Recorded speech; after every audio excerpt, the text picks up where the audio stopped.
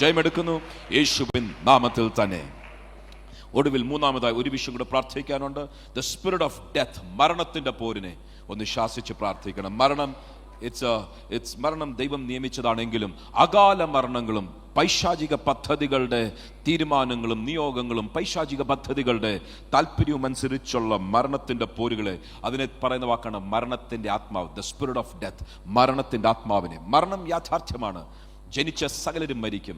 So മരണശക്തികളെ ശാസിക്കുമ്പോൾ അതിൻ്റെ അർത്ഥം നമ്മൾ ആരും മരിക്കുകയില്ല എന്നൊരാശയം ദയവായി ആരും എടുക്കരുത്. പകരം അകാല മരണങ്ങൾ, ദൈവ പദ്ധതിക്കകത്ത് ഉൾപ്പെടാത്ത മരണപ്പോരുകൾ. കാര്യം ദൈവത്തിൻ്റെ ആഗ്രഹം നമ്മൾക്കൊരു സമയം നിയമിച്ചിട്ടുണ്ട്.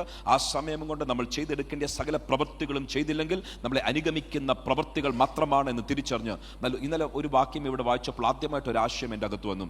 ഇന്നലെ യെരമ്യാവിൻ്റെ പുസ്തകത്തിൽ നിന്നൊരു വാക്യം വായിച്ചപ്പോൾ നിന്റെ പ്രവൃത്തികളുടെ ഫലമനുസരിച്ച്